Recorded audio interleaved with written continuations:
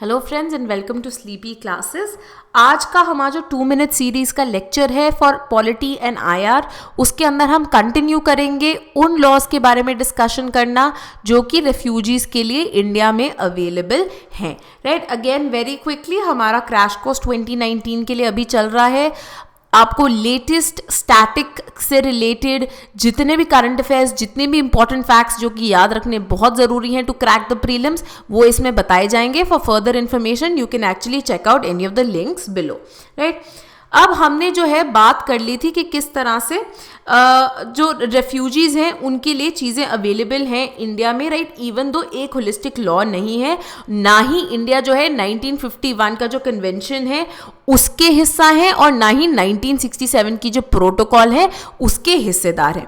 Right, साथ ही में हमने बात की थी कि कौन से ऐसे एक्ट्स हैं जो कि रेफ्यूजीज के साथ डील करते हैं। आज हम डिस्कस करेंगे कि ऐसे कौन से फंडामेंटल राइट्स हैं जो कि इंडिया में अवेलेबल हैं to the refugees as well.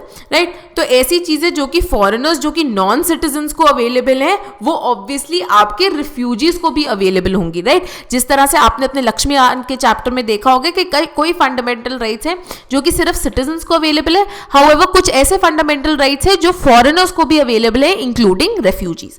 Right, तो इंडिया ने गारंटी किए हुए हैं कुछ fundamental rights, very important to know these fundamental rights. Right, तो फॉर एग्जाम्पल फॉरेनर को अगर रिप्लेस करके वो बोलते कौन से ऐसे फंडामेंटल राइट्स है जो रिफ्यूजीज को अवेलेबल है, वही सेम राइट्स जो कि फॉरेनर्स को अवेलेबल है। राइट, फॉर एग्जांपल आपके राइट टू इक्वालिटी जो कि आर्टिकल 14 के अंदर है, right to life and personal liberty article 21 के अंदर, right to protection against arbitrary arrest जो कि आर्टिकल 22 में है, right to protect in respect of conviction of offenses article 20, freedom of religion of article 25 and most importantly आपका right to constitutional remedies of under article 32, that is इनके पास भी right है कि ये अप्रोच कर सकते हैं सुप्रीम कोर्ट को for the enforcement of their fundamental rights। और इसी के चलते हुए जो है आपके रोहिंग्यास जो है उन्होंने भी उनमें से दो ने जो है जब रोहिंग्यास को डिटेन करा जा रहा था बाय द इंडियन गवर्नमेंट को, इनको हम वापस भेजेंगे, उन्होंने सुप्रीम कोर्ट को अप्रोच किया था। अब जो ये कॉन्स्टिट्यूशनल राइट्स है ये प्रोटेक्ट करते हैं ह्यूमन राइट्स। राइट, साथ ही में इन ह्यूमन राइट्स का एक बहुत महत्वपूर्ण हिस्सा है हर इंसान को डिग्निटी के साथ अपना जीवन व्यतीत करना, और यही डिग्निटी के साथ जो अपनी लाइफ को जीने का अधिकार है ये रेफ्यूजीज को भी अवेलेबल है। और इसी की लिबरल इंटरप्रिटेशन जो है आर्टिकल 21 जो है आपका right to life and personal liberty जो है उसके अंदर एक बहुत ही वाइड स्कोप दिया गया है इस राइट को। राइट, जिसके अंदर जो है right against solitary confinement, right against custodial violence, right to medical assistance and shelter, ये सब ग्रांटेड है। साथ ही साथ में बात हुई है राइट्स ऑफ रेफ्यूजीज के लेके काफी सुप्रीम कोर्ट की जजमेंट्स में भी। राइट, इवन तो सुप्रीम कोर्ट ने मोर और लेस ये कहा हुआ है कि अगर किसी को निकालना है या डिटेन करना है, किसी को निकालने का अधिकार किसी रेफ्यूजी को, वो इंडियन गवर्नमेंट के पास है। राइट, हाउएवर साथ ही में राइट आपकी जो कतार अब्बास हबीब अल खुतैफी वर्सेस यूनियन ऑफ इंडिया जो जजमेंट है उसके अंदर हाई कोर्ट ऑफ गुजरात ने ये माना कि जो प्रिंसिपल ऑफ नॉन रिफाउलमेंट है, राइट, जो कि अब एक इंटरनेशनल कस्टमरी लॉ बन चुका है, उसमें अवॉइड किया जाता है ejection of a displaced person. Right, वापस रिफ्यूजी को उस जगह पे भेजना जहां पे उसकी लाइफ या फ्रीडम को खतरा है because of race, religion, nationality, enrolment of a particular social gathering या पॉलिटिकल उसकी ओपिनियन के कारण। ठीक है, तो यहां पे उन्होंने बोला कि अगर ऐसा आपको लगता है खतरा तो बेहतर होगा कि आप उनको वापस ना भेजें।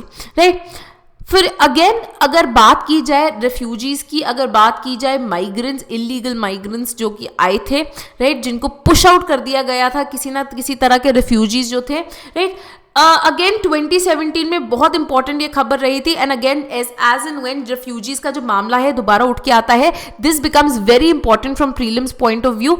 चकमाज एंड हजोंग्स, ठीक है, चकमाज एंड हजोंग्स कौन से स्टेट में, इंडिया के स्टेट में अरुणाचल प्रदेश में, which was erstwhile known as your NEFA. Right, यहाँ पे जो है ये दो जो है ग्रुप्स पाए जाते हैं। चकमास क्या है? चकमास एक बुद्धिस्ट ट्राइब है और हजोंग क्या है? वो एक हिंदू ट्राइब है जो कि माइग्रेट कर गए थे इंडिया में फ्रॉम 1964 टू 69। और ये कहाँ से आए हैं? ईस्ट पाकिस्तान, जो कि अब आपका बांग्लादेश है, राइट। उन्होंने ये जो एरिया था इसलिए छोड़ा क्योंकि इनका जो ट्रेडिशनल इंडिजिनियस जो इनका एरिया था वो सबमर्ज कर गया था जब कप्ताई डैम प्रोजेक्ट जो है, राइट, जब कप्ताई डैम प्रोजेक्ट की डेवलपमेंट हुई इन द 1960s, राइट। तो बिकॉज ऑफ दिस डैम के कारण जो सबमर्जेंस थी, दीज पीपल वर राइट। और ये जो डैम है अगेन ये रिवर कप्ताई ही है, ठीक है, रिवर का नाम भी कप्ताई है, ये बांग्लादेश में बहती है, ठीक है, उसके ऊपर जो है ये बना था। और इसी डिस्प्लेसमेंट के कारण they move towards Arunachal Pradesh और ये यहाँ पे सेटल हो गए। सुप्रीम कोर्ट ने 2015 में ऑर्डर किया था होम मिनिस्ट्री को कि इनको ग्रांट कीजिए सिटीजनशिप एलिजिबल रिफ्यूजीज को, फॉलोइंग विच 2017 में दोनों ही चकमास एंड हजोंग्स को जो है सिटीजनशिप राइट्स जो है ग्रांट कर दिए गए थे, इंडियन सिटीजनशिप दे दी गई थी, ठीक है। ये इंपॉर्टेंट प्रीलिम्स का क्वेश्चन हो सकता है, ठीक है, कि चकमास कौन है, हजोंग्स कौन है, या फिर कौन सी ऐसी ग्रुप्स थे जिनको सिटीजनशिप ग्रांट की गई 2017 में, या ऐसा क्वेश्चन कि which of the following is true about Chakmas, ठीक है, कि क्या ये बुद्धिस्ट ट्राइब है, क्या ये एक हिंदू ट्राइब है, कहाँ से आए थे, ठीक है, कौन से स्टेट के अंदर ये रीसेटल हुए हैं। तो ये जो इंपॉर्टेंट चीज़ें हैं इनको याद करना बहुत ज़्यादा ज़रूरी है। और यही जो है कप्ताई डैम की डिस्प्लेसमेंट के कारण जो है इससे इंपॉर्टेंट आ जाती है अगर आपने कभी फॉलो अप करना है मेंस के अंदर, फॉर एग्जांपल डेवलपमेंट के कारण जो रेफ्यूजीज बनते हैं, राइट। फॉर एग्जांपल अगर नर्मदा प्रोजेक्ट के ऊपर जो चल रहे जितने भी मेधा पाटकर ने जो नर्मदा बचाओ अभियान चलाया था, राइट, वो अगेन डेवलपमेंट ओरिएंटेड रेफ्यूजीज की बात होती है। क्लाइमेट रेफ्यूजीज एक बहुत इंपॉर्टेंट चीज़ बन गई है, राइट। सो ये सारी चीज़ें जो है काफ़ी ज़्यादा इन न्यूज़ आ रही हैं, राइट। अब प्रिंसिपल ऑफ नॉन रिफॉल्वमेंट जो मोर और लेस इंडिया ने एक्सेप्ट कर लिया था एज इंटरनेशनल कस्टमरी लॉ, इसका उल्लंघन कब हुआ? ड्यूरिंग द रोहिंग्या क्राइसिस, जब इंडिया ने कैटेगराइज कर दिया रोहिंग्यास को not as refugees but as illegal immigrants, और उनको एक सिक्योरिटी थ्रेट जो है वो करार दिया, साइडिंग विद द म्यांमार या बर्मीज की जो गवर्नमेंट है। इंडियन गवर्नमेंट ने ये स्टेट किया कि जो प्रिंसिपल ऑफ नॉन रिफाउलमेंट है, जहां पे रेफ्यूजीज को फोर्स नहीं किया जा सकता of returning to their country of origin, नहीं अप्लाई करता इंडिया को प्रिंसिपली। क्यों? क्योंकि वो सिग्नेटरी नहीं है to the 1951 refugees convention. And supreme court ने भी रिफ्यूज कर दी stay of the deportation of Rohingyas, जिसके कारण a huge question mark was then placed कि इंडिया के अंदर क्या स्टेटस है रेफ्यूजीज का और क्या क्या इंडियन गवर्नमेंट और कर सकती है टू सेफगार्ड देम, ठीक है। तो ये था all about refugees and their protection in India, right. This was all about the topic, right. Thank you and see you in the next lecture.